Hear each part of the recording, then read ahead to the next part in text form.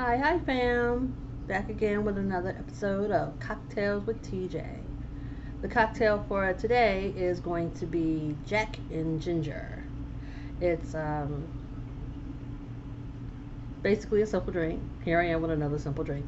I swear, maybe one of these days it'll be a little bit more complicated.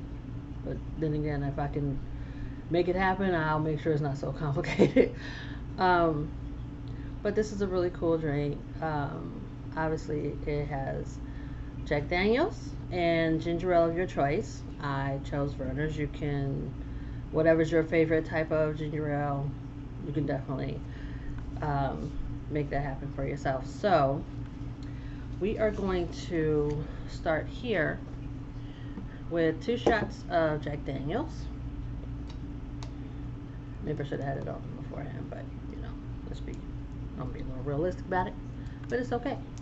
So I am hoping that you guys had a great day so far, that your week has ended on a high note, and that you are so ready for the weekend.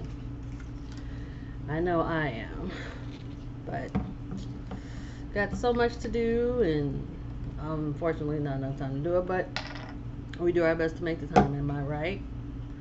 So, like I said, just like with the shaker, you know, you don't have to use a shaker for this. You just pour the 2 shots in there. But again, you know, you want to do it over that in case, you know, like a little bit of spillage there. So, there. Shot number 1. And shot number 2. And I'm sure a lot of you are aware of the various types of Jack Daniels. This one is for a Jack Daniels number 7. So I would say this is like the original that a lot of people know about. So we're going to set that up here. And of course you're going to top it. Ooh. With your ginger ale.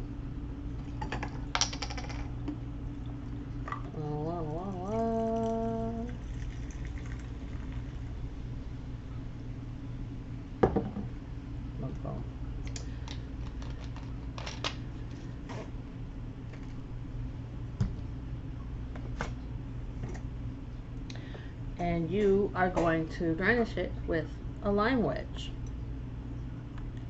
And just drop that baby on in there. And voila! Jack and Ginger.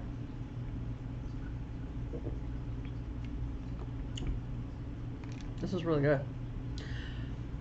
I do want to make a little bit of a side note here. I have nothing against it, but I don't drink a lot of dark liquor.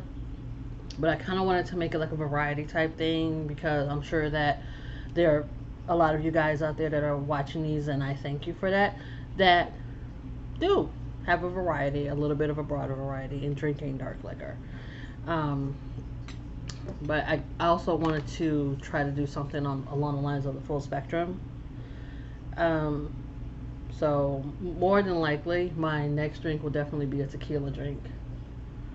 I just gotta figure out which one it is. There's so many out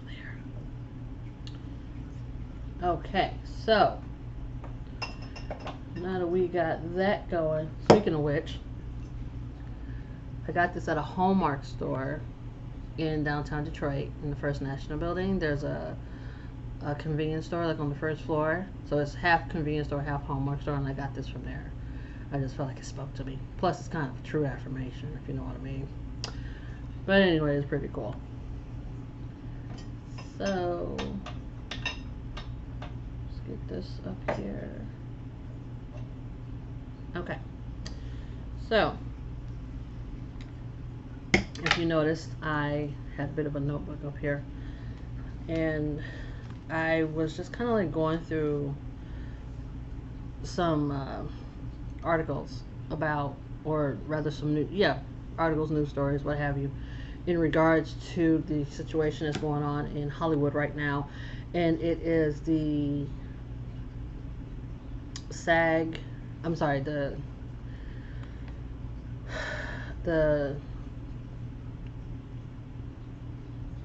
the WGA, which is the Writers Guild of America, and the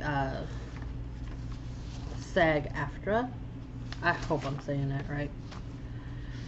So excuse me if I'm looking a little old school here, where back in the day you would see the news and they'll have like little their news stories, and they're just I don't have a teleprompter, but they're reading over here and they're reading on the teleprompter too.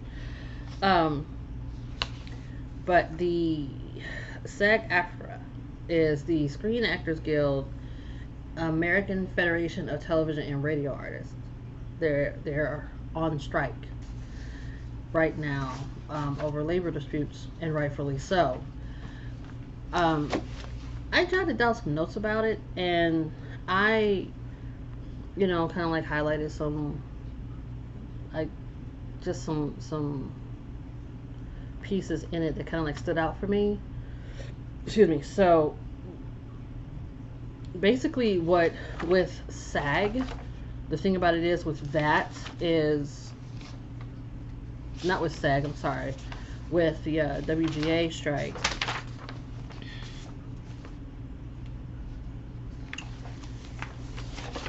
One of the main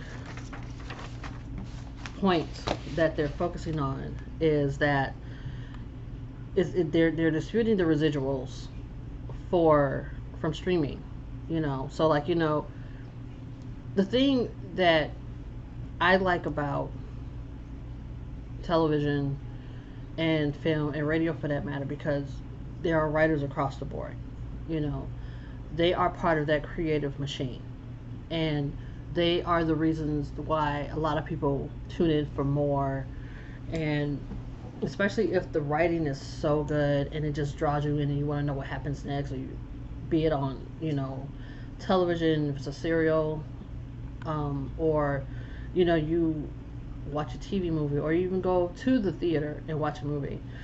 And I don't know a lot of people that would understand this, but I'm a big stickler on credits. So especially when I'm watching television, and if I see a particular writer's name, I know that it's going to be a good, episode, or things of that nature. Or if the thing to me, I feel like they wrote it, and think about it like maybe like a song. So like a songwriter, they get royalties. You know what I mean? They get royalties for the songs that they write, whether it's airplay, used in movies, used on television, used in commercials, being sampled, being covered. They still get money from that. I don't understand how the Alliance of Motion Picture and Television Producers get a share of that. And I don't know if this is going to be a first of few, because I am going to dig a little deeper, but it's just that now this is like really on the brain, where you're messing with people's pockets, period. And suffice it to what people want to say, to piggyback what Leslie Jones was saying on Instagram, not everybody is on the up and up, as far as, I don't want to say on the up and up, but not everybody is like, on a high, I would say in a higher tax bracket. You know what I mean? Just because you see them on television or you see them in movies, it's not all that is not as glamorous as you may think it would be. Some people, there is that circle. There's like different levels. So you have this particular circle where it's like these people, these entertainers who may not have to worry about when their next movie is going to come in, or when their next series is going to come in. But just because you're out there, it's a sad situation when you have creative people that are doing something that they're passionate about, and you're not giving them their due. I think that's crazy. You're not giving them their due, but you're ready to take that revenue that drew the people in because of what this individual wrote or what this team of people wrote. I'll give you an example. The writing team of This Is Us, awesome. I have to say, for 5 seasons, I think there may have been 3 or 4 episodes, I think, that I did not cry. 5 seasons. And to bring home the testament of their craft, just when you think you made it through an episode, those last 5 minutes just get you every time. And as much as you want to sit there and be like, I can't believe it, but you can believe it because that is the genius of those writers. You have to not only do that, and then you have to find the right people that's going to, you want to cast the right people that's going to convey the message, the feeling, the story that these awesome people have put together. You know, let's just put it like this. The thing I don't understand, why on earth are you greedy asses not giving credit where credit is due? You're sitting in your office and you're looking at the numbers, you're looking at box office weekends. Okay, you're looking at ratings. Understand that you're dealing with people's lives and their livelihood. And doing something like this, in my opinion, could stifle one's creativity. I do not think that that is fair. And for it being like that, you want to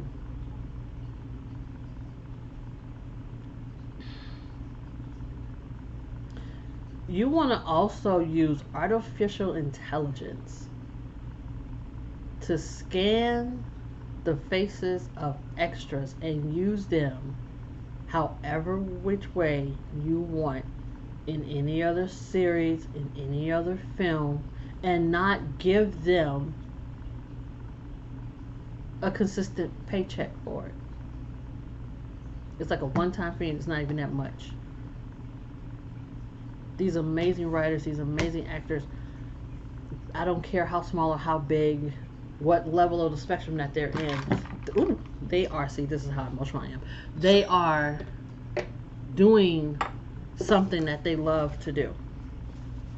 And like most people, it's one of those things where, you know, that saying, like, you know, if you find something that you enjoy doing that makes you happy, you don't consider it work.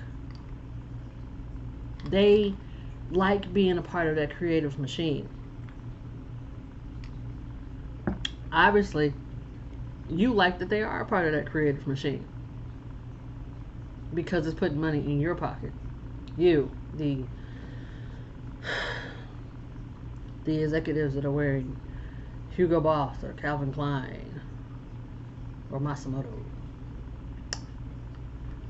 or what have you. I really don't freaking care because you're not out there. You're not sitting behind a laptop or a computer. You're not writing in a notebook. You're not brainstorming. You're looking at figures. You're looking at charts. You're trying to figure out what can you do, what can be the next this, that, and the other. These critically acclaimed shows, these critically acclaimed award-winning shows and films, and some of these people can't even make their rent. How does that make sense?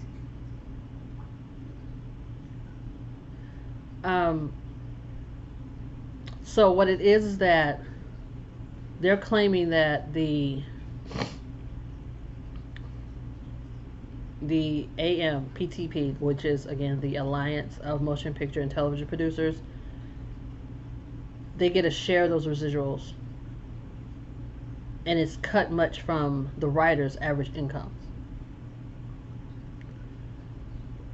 They're writers. Why are you taking the money out of somebody else's hand and putting it in yours?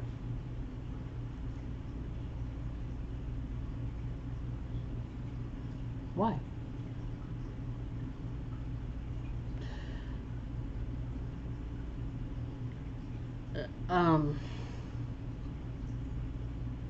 There was something else that really threw me off. I thought it was like engrossly. It was actually a couple of things.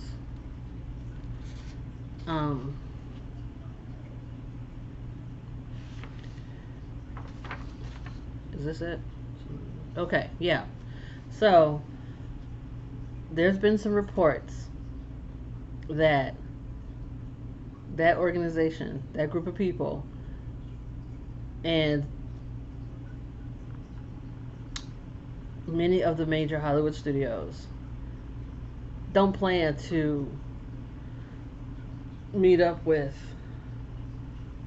the WGA for negotiations until later this year in October. And the reason is that there was someone who chose to not be named, decided to take it upon themselves and say that by that time a lot of the writers would be financially strained and end up homeless. So it's almost as if like you want to get them at their weakest point, and it's allowing them, the high hogs, to be in a better position to determine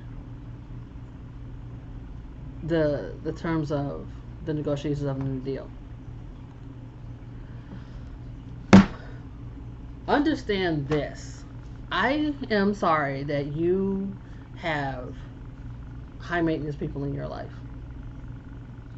I'm sorry that you're high maintenance. I don't know what your fear is. I don't know how you can be so greedy and live off the backs of these creative people.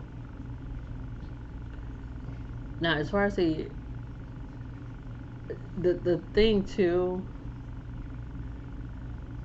it's like in the same breath that representatives of the same group distance themselves from that person, from that anonymous person, saying that they want to be committed and sign a new deal as soon as possible. If you were so brazen enough to say something that bold, you should be brazen enough to allow yourself to be named. Don't hide behind that. If that was the case, if you wanted to be anonymous about it, maybe you shouldn't have said anything. Maybe you should have kept your mouth shut. And then you have the actors. From what I understand, this is the first time that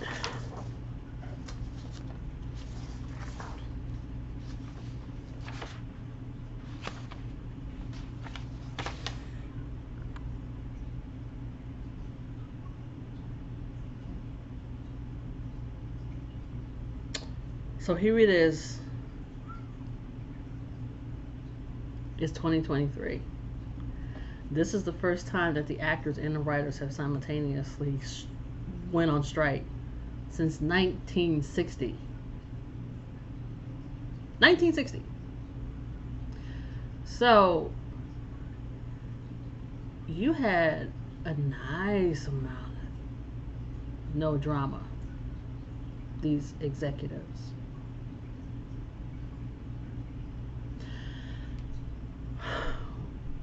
To me, I feel like it's stuff like this that brings about people creating their own production companies and their own film studios, because you don't want to deal with all of that. I like the solidarity of so many people that are there supporting those that are not in the same financial level as a lot of them are, but that's why it's a union. They're united and they're all supporting each other. The thing too with this is that with the I just personally feel like I don't understand why these executives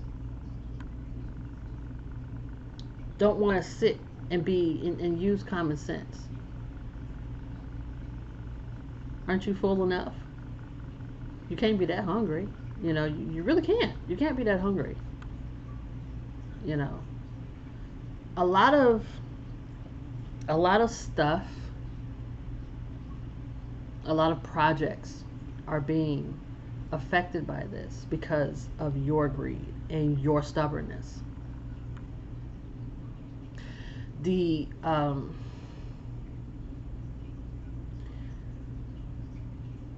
fact that you're making light of it by saying that you want to drag it on to the point that they are homeless and they lose their apartments and homes, do you really think that's going to create a more pleasant environment once things come to the forefront? How about trying to cut it off at the pass?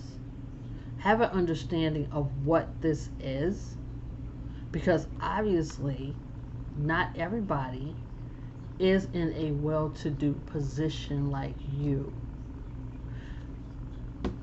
Bob Iger, the CEO of the Walt Disney Company,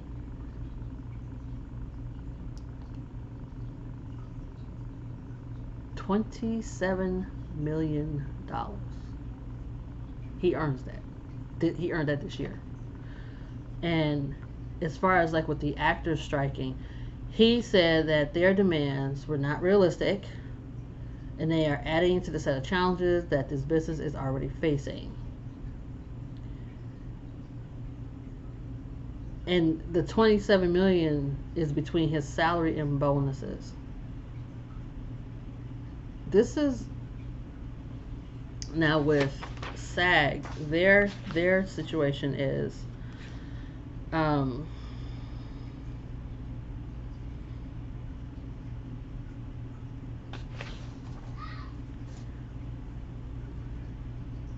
give me 1 second here. I think with them, it's also the artificial intelligence matter. It made me think about the series 6 of Black Mirror, and their first episode is called Joan is Awful. And basically what it is it's like I look at it as a multi-dimensional story. So say right now you're watching this video, but I am actually somebody else who is somebody else who is somebody else. You know what I mean? But I'm not getting paid for it, and neither are the other people, because they wove in some sort of a way where they had this contract that these individuals signed, allowing this streaming company or in this case these studios, these Hollywood studios, you're going to allow them to use your likeness in any way, shape, or form, however long they want to do it, and you don't get paid for it. Don't you know it's because of the writers and the actors that you're getting the money that you're getting? It's basic economics, in my opinion. You have like the supply and demand. We want more of so-and-so. You're going to supply a project that's going to draw that individual in. You give them X amount of dollars that they very well earned. You don't want to add that extra 10-20% of the revenue. You want all of it. And it's almost as if to say that they should be lucky that you are a part of this organization. You should be lucky that you are in the position that you're in. You should be lucky that you are in the position that you're in. This is just so unbelievable. As a viewer, you're messing up my flow. I mean, it's just like, we have our favorite shows. We have those actors that we love. We have those writers that we love. And believe it or not, there are some directors that we like too. But oh my goodness, like, you need to get off your and be realistic, because the way you're acting is unrealistic. What was the other thing he said? It was unrealistic and adding to the set of the challenges that this business is already facing. Okay, check this, Mr. 27 million. Doesn't seem like it's affecting you too much. You know, it's not affecting you too much at all. 27 million. What more could you possibly want?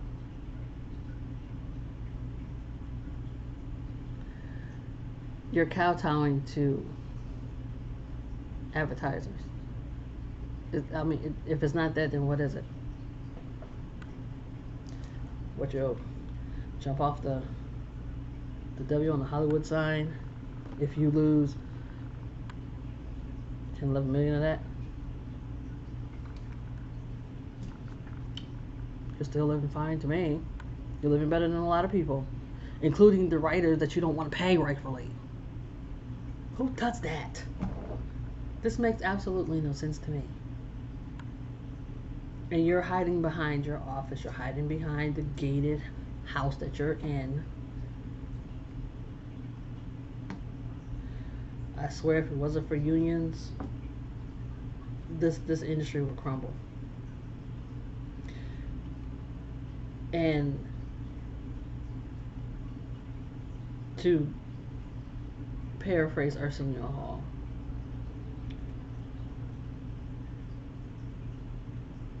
you know, it shouldn't necessarily be about the money. The money's going to come anyway. It's all about that talent and drawing people in. It's going to follow. I do not get how you allow this to happen, and it's going to go that far.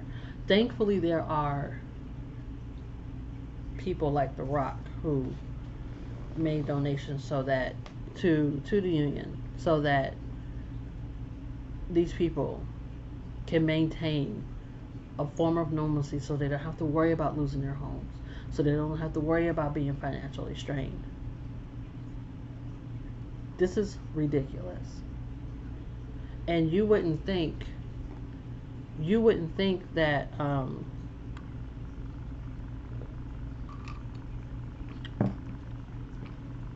it would get to this point. I mean, granted, the economic climate that we're in is just ridiculous, and it needs to be resolved, like, as soon as possible. It needs to be resolved ASAP. There are people who are holding on to whatever little bit of pleasant sanity that they have. They put it on reserve. And it's something that they hold dear. And they want to be able to not let all of it consume them. I support both of these unions because the people behind them brought me and so many millions of people some form of joy, contributed to the imagination, inspired us to delve into our creative sides. There are people on that picket line right now with people that inspired them to become actors, that inspired them to become writers. And you think that what they're asking for is unrealistic.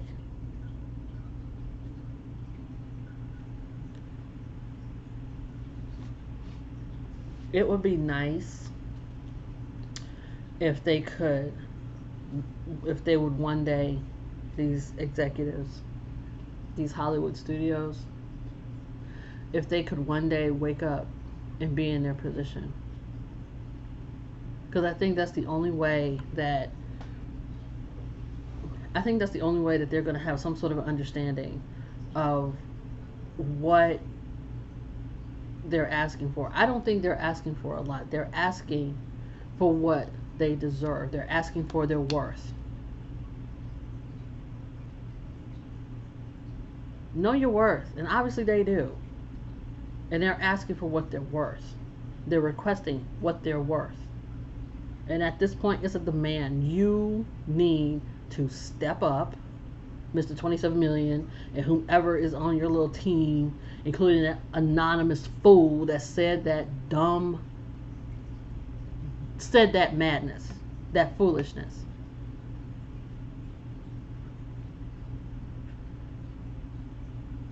Stop acting like children and be adults. Step up, talk to these people. What's it gonna hurt? You're still gonna get your money. You bring this back, the ratings are gonna come back, the sponsorship's gonna come back, the advertisers are gonna come back. It's not cool. It's just not. I mean, I don't get how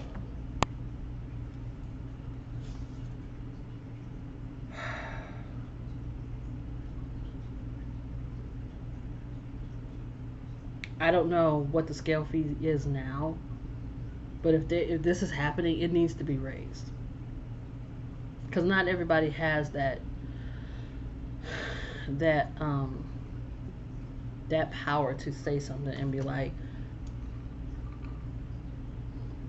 they can't go in there and be like an A-lister, and I mean a highly in-demand A-lister, and write their ticket. Okay? They can't.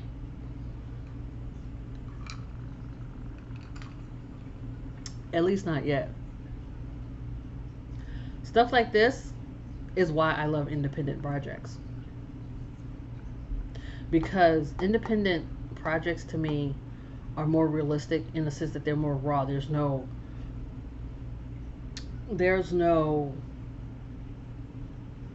man behind the curtain giving off suggestions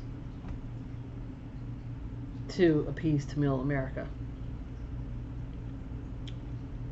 And besides, with independent projects, it's a team effort. It's everybody together, and the common goal is to have a successful project. I just would want to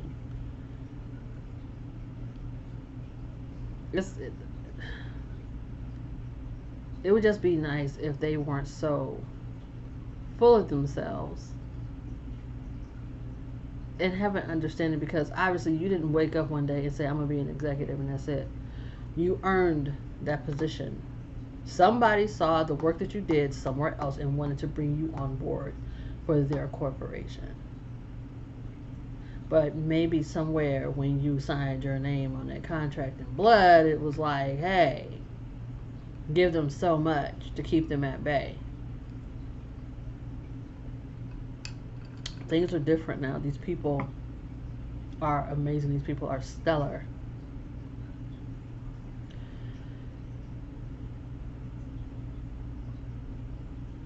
$19.60. It's 2023.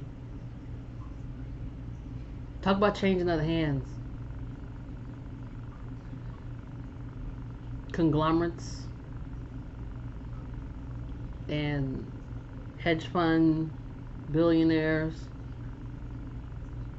I don't even know if anybody that's a part, any type of descendants of the creators of the 20th Century Fox, of MGM, Universal, are even a part of these organizations. Put yourself in the mindset. What would you want? In their position, put yourself in their position. Would you understand that?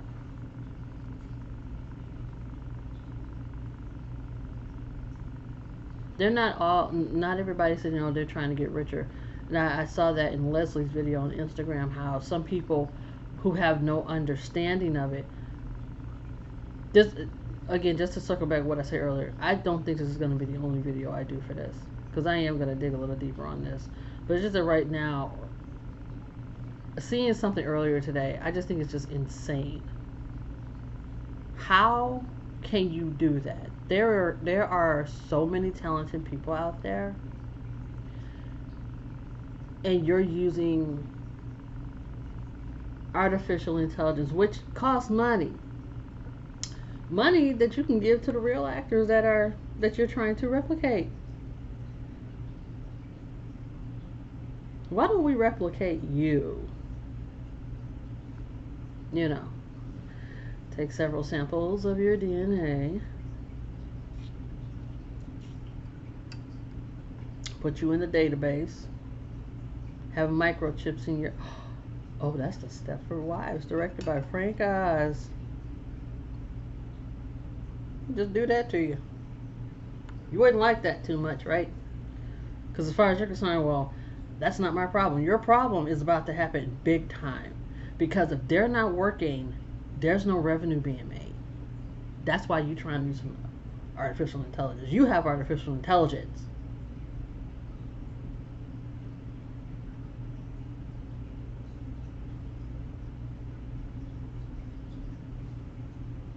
Check this out.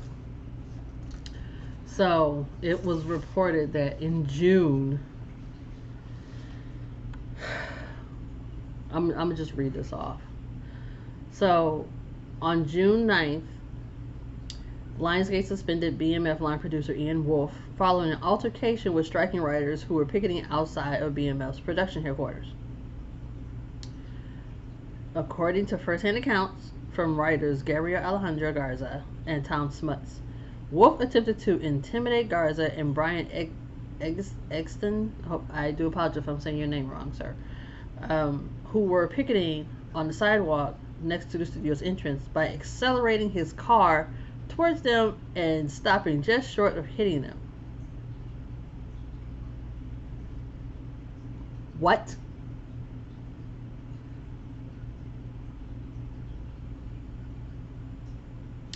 After first claiming that he did not see them, Wolfe later admits to trying to scare them. According to Smuts, Wolfe later unsuccessfully tried to convince Teamsters Local 728 to cross picket lines, but they refused.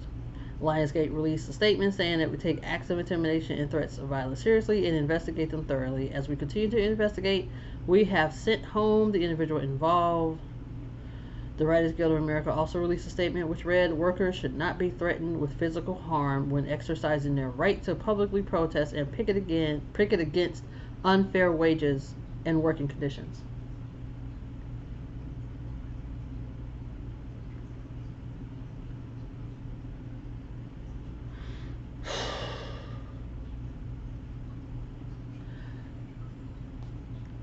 He must not have been part of the crowd back in the day. He decided, I'm gonna do this and I'm gonna make it big and I'm just gonna infiltrate anybody and everybody, and that's not what you do.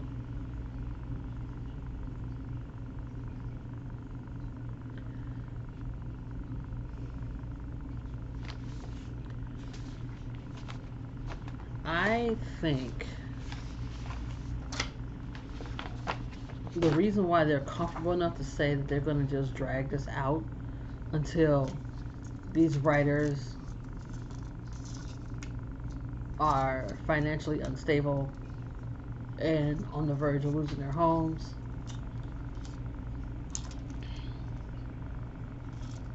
You can't be more selfish than that. You can't be more greedy than that.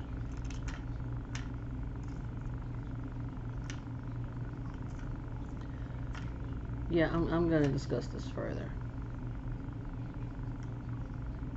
because this is going to be ongoing.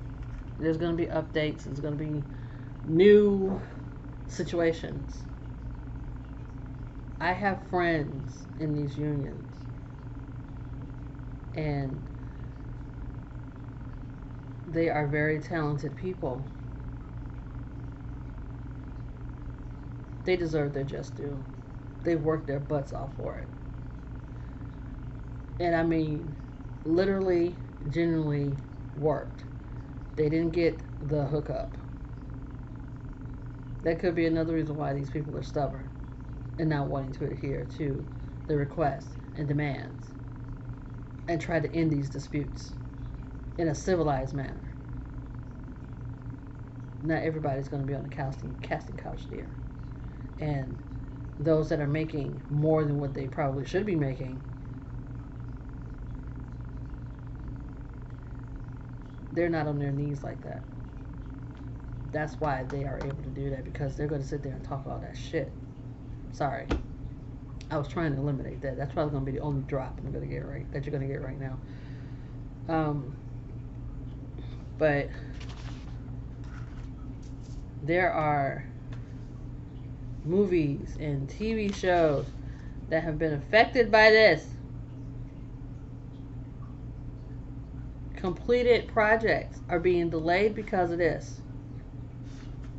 So that means what? You're losing money. Hello?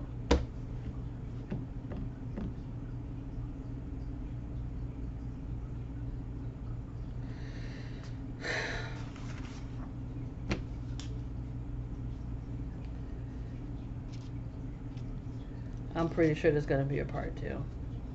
I'm more than certain there's going to be a part 2 to this.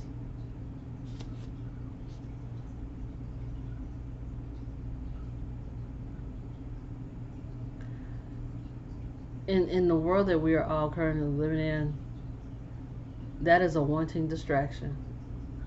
It takes your mind off of things, you know, for just a brief moment, for just a nice chunk of time, be it an hour or a half hour, or you want to just binge something, you know, catch up on some shows because you missed out, you were too tired from working your 9 to 5. We can't do that now. There's no new episodes.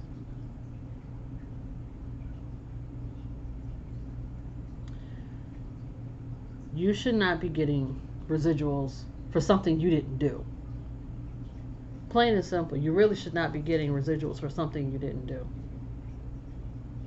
You didn't write that, they did. You didn't act those words out in front of the camera, they did. How are you getting money for something you didn't do?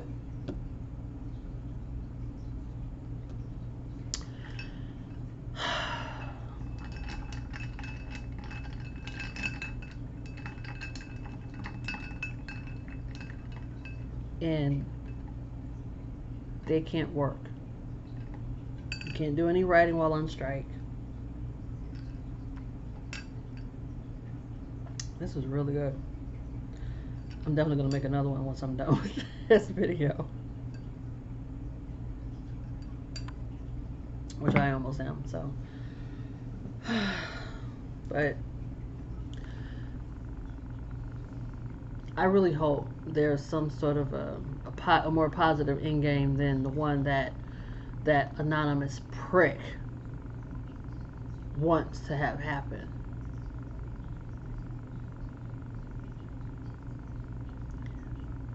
I just don't like that. If I mean, if you're gonna be ballsy like that,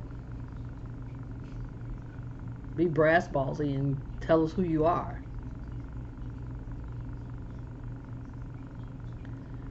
But I'm gonna end this one with this. I love the writers, I love the actors, and I support this strike. I am hopeful that they're going to get their just due, get that respect that they earned and they worked for in regards to having their place in this industry. An industry that is helmed by people that don't even go on the sets. All they care about is contracts, forecasts, and the almighty dollar. And keeping most of it for themselves and not distributing it rightfully to those that are on the front lines of these projects. Time will tell what's going to happen between now and October. Hopefully this can be resolved more sooner than later. And maybe I can come back and talk about this with streamers saying that they got what they asked for and there will be peace in the valley. You just have to see. But you guys, you keep fighting that good fight. And I hope you win it out. Thank you so much for your time in checking this out. Please be sure to like, subscribe, share, comment, and I hope everyone has a great evening, weekend, new start of the week, great afternoon, and good morning. Much love to you all. Bye.